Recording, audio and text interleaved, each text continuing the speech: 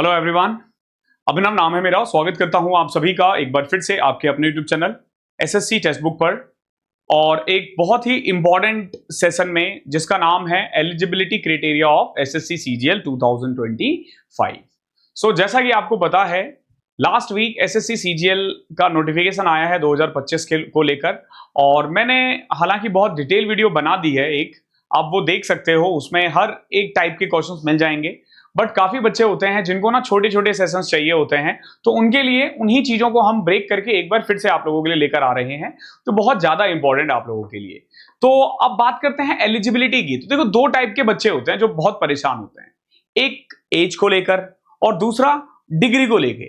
ठीक है, कि डिग्री में कि भैया नहीं, मैंने तो बीए कर रखा है, मैं ये फॉर्म भरूंगा नहीं भरूंगा, मुझे सीबीआई में जाना है, मैं जा सकता हूं नहीं जा सकता हूं, मुझे ईडी में जाना है, मैं जा सकता हूं नहीं जा सकता हूं। देखो क्या होता है, हम जो लोअर मिडिल क्लास या गरीब लोग हैं, बहुत लोग बोलते हैं मिडिल क्लास, बट मुझे समहाउ ऐसा नहीं लगता है कि हम लोग मिडिल क्लास से बिलोंग करते हैं। एसएससी के जो एस्पिरेंट होते हैं वो टीयर 2 और टीयर 3 सिटीज में है, और टीयर 2 और 3 सिटीज में मिडिल क्लास नहीं गरीब लोग रहते हैं।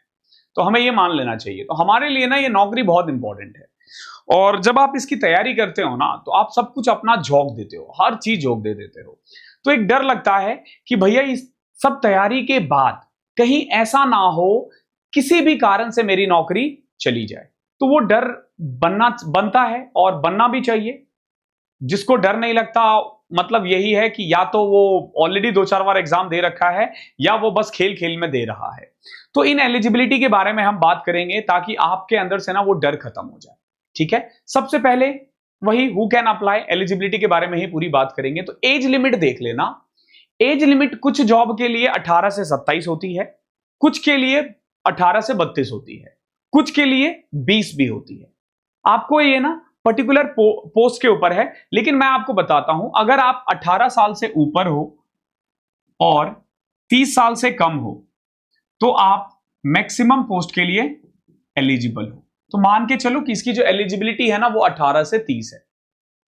और ये जो 18 का अगस्त है, 18 जो डेट काउंट होगा, वो 1 अगस्त 2025 से काउंट होगा। ध्यान रखना, कैंडिडेट जो है ना 2 अगस्त 1998 के बाद होना चाहिए, इससे पहले नहीं होना चाहिए। ठीक है, और ये तो 18 से 27 वाला ना, 20 से 30 देखो, 20 से 30 वाला अगेन मेनली आप इसको ऐसे समझो कि 95 के बाद वाला 95 से पहले का नहीं होना चाहिए, और 1 अगस्त 2007 के बाद का नहीं होना चाहिए। ठीक है, अगर आपका डेट ऑफ बर्थ 2 अगस्त 1995 के बाद आता है, 1 अगस्त 2007 से पहले आता है, दैट मींस कि you are eligible for SSC CGL 2025। कुछ पोस्ट है, कुछ नहीं, सिर्फ एक पोस्ट है जेएसओ, जिसमें ये 95-93 में कन्वर्ट हो जाएगा, 95-93 में कट हो जाएगा। तो ध्यान रखना, अगर आप अनरिजर्व कैटेगरी से बिलोंग करते हो, तो 1 अगस्त 2007 के बाद अगर आपका डेट ऑफ बर्थ है, ध्यान रखना बाद है। ठीक है, ये 1 अगस्त 2007 से पहले है। ठीक है, और 2 अगस्त 1995, 95 नहीं होगा ना, 98 होगा। अगर 18 साल लेना है तो 2007 से 30 साल लेना है तो सॉरी 95 होगा। हाँ, इनके बीच में अगर आप आ रहे हो तो यू आर एलिजिबल, कांग्रेट्स, आप फॉर्म फिलअप कर सकते हो, otherwise you are not eligible. अब ये है अनरिजर्व कैटेगरी के लिए। अगर आप ओबीसी से हो तो आपको 3 साल का एज रिलैक्सेशन मिलेगा। इसका मतलब ये है कि अगर आप 92 भी हो तो चलेगा, अगर आप SC ST हो तो 90 भी चल जाएगा। ठीक है, 5 साल की आपको रिलैक्सेशन मिलेगा। और if you are PWD unreserved candidate तो 10 साल। अगर आप पीडब्ल्यूडी हो, यानी आपके पास एक दिव्यांग का सर्टिफिकेट भी है और आप ओबीसी भी हो, तो आपको 13 साल का मिल जाएगा। SC ST भी हो तो 15 साल का मिल जाएगा, वो ऐड हो जाता है।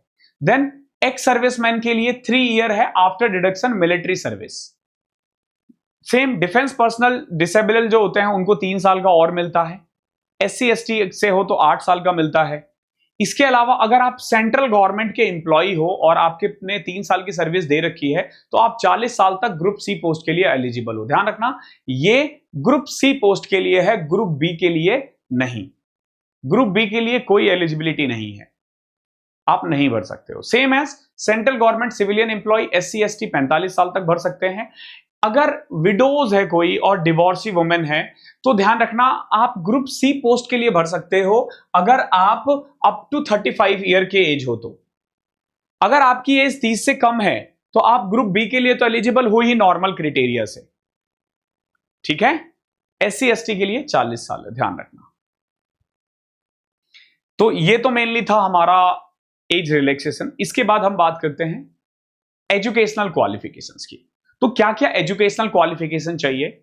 सबसे पहले तो देखो, इनको छोड़ दो, यहां देखो ऑल अदर पोस्ट, यानी कि स्टैटिकल इन्वेस्टिगेटर और JSO, ये दो पोस्ट छोड़कर, एक्चुअली इन दो पोस्ट में बहुत कम लोग जाते हैं, तो मैक्सिमम के लिए ना आपको कोई खास डिग्री नहीं चाहिए, बस डिग्री चाहिए, बस डिग्री चाहिए 1 अगस्त 2025 से पहले, ठीक है। अब बहुत बच्चों का सवाल आता है, और कोई भी डिग्री, BA हो, BCom हो, BSc हो, BTech हो, ठीक है, सब चलेगा। बैचलर की डिग्री चाहिए, बस बैचलर की डिग्री होनी चाहिए, ध्यान रखना, डिप्लोमा नहीं, bachelor of degree, bachelor of graduation होना चाहिए, ठीक है। अब देखो, आपका जो रिजल्ट है ना 1 अगस्त 2025 से पहले आ जाना चाहिए।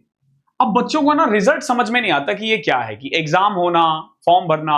और मैंने एक वीडियो देखी थी, बहुत ही फेमस चैनल है, बहुत फेमस चैनल है, बहुत सारे उस पे सब्सक्राइबर है, मतलब 3-4 लाख सब्सक्राइबर है। उन्होंने बोला कि आपका रिजल्ट आ जाना चाहिए फॉर्म भरने के लास्ट डे तक। और ऐसे कैसे कर सकते हो यार आप लोग? आप एक बार एजुकेशनल क्वालिफिकेशन तो देख लो, साफ साफ लिखा हुआ है 1 अगस्त 2025, तो तुम क्यों अपनी मर्जी से डेट बता रहे हो? मैं कौन होता हूं अपनी मर्जी से डेट बताने वाला? और मैं क्यों बताऊंगा अपनी मर्जी से डेट? जो SSC कहती है उसको मानो। SSC कहती है 1 अगस्त 2025 से पहले। ध्यान रखना, the candidate who have appeared in the final year of their graduation can also apply, however they must possesses essential qualification as on 1st of August 2025, यानी 1 अगस्त 2025 से पहले आप ग्रेजुएट कहलाओगे, मतलब डिग्री रिजल्ट आ जाना चाहिए। अब एक चीज समझ में आना, आदमी ग्रेजुएट कब कहलाता है? जब उसका रिजल्ट आता है, ना कि जब उसके पास सर्टिफिकेट आए, ठीक है, ना कि जब आपके पास सर्टिफिकेट आए। जैसे ही रिजल्ट आ जाता है आप एलिजिबल हो। मार्कशीट जब चाहे तब निकलवा लेना प्रिंट, कोई दिक्कत नहीं है। रिजल्ट 1 अगस्त 2025 से पहले आ जाना चाहिए, ध्यान रखना। अब जब मैं बात करूं एसेंशियल एजुकेशनल क्वालिफिकेशंस, तो दो पोस्ट के लिए ना अलग अलग डिमांड है। एक है JSO, जो पहले भी आता है, स्टैटिकल इन्वेस्टिगेटर पिछले 2-3 साल से आ रहा है, शायद 2 साल से ही आ रहा है। तो जूनियर स्टैटिकल ऑफिसर जो है ना, इसमें 2 क्राइटेरिया है। एक, अगर आपने ग्रेजुएशन किया है और उसमें कभी भी अगर आपने स्टैटिक्स पढ़ा है कभी भी, तो you are eligible. For example BCom वाला बच्चा इसके लिए एलिजिबल है। अगर किसी ने BSc किया है और आपने मैथ्स पढ़ रखी है तो उसमें स्टैटिक्स आता ही आता है, सब में नहीं आता लेकिन बहुतों में आता है, तो यू आर एलिजिबल, ओके। अगर मान लो आपने नहीं पढ़ा है ग्रेजुएशन में, तो 12th में अगर आपने मैथ्स में 60% से ज्यादा मार्क्स आए हैं ना, 60 से ज्यादा आए हैं, तो आप एलिजिबल हो, बस ध्यान रखना। 12th में 60% ज्यादा है तो भी आप एलिजिबल हो, along with bachelor degree, okay. और इसमें दूसरा है कि अगर मान लो मेरे 54 नंबर है, मेरे 45 नंबर है, मेरे 40 नंबर है, लेकिन ग्रेजुएशन मैंने BCom से किया है, तो भी मैं एलिजिबल हूं। सेम एज स्टैटिकल इन्वेस्टिगेटर के लिए क्या है कि आपके पास बैचलर डिग्री होना चाहिए in any subject with statics as one of the subject from a recognised university और institute. The candidate should have studied the subject of statics at degree level in part 1, 2, 3 or any of the 6 semester of 3-year degree courses, ठीक है। ध्यान रखना, it's not simply a paper in any part of the degree or 6 semester or any degree, यानी आपको बस एक subject होना चाहिए आपका, इन पूरे 6 में से कभी ना कभी एक स्टैटिक्स होना चाहिए। तो BCom में होता है, BTech का मुझे आइडिया नहीं है, BSc में भी स्टैटिक्स होता है, तो भी आप स्टैटिकल इन्वेस्टिगेटर के लिए अप्लाई कर सकते हो। तो these are two things जो बहुत जरूरी है एजुकेशनल क्वालिफिकेशंस के लिए। और अगर किसी चीज पे डाउट है तो you are most welcome, comment section खुला हुआ है, आप पूछ लेना, मैं उस पर एक डिटेल वीडियो बना दूंगा। फिलहाल इस सेशन में इतना ही था। थैंक यू सो मच के साथ मैं अलविदा बोलूंगा आपको, लेकिन बहुत जल्दी बेहतरीन सेशन में हम आपसे मिलते रहेंगे और हमारी मुलाकातें ऐसे ही होती रहेगी। Thank you so much.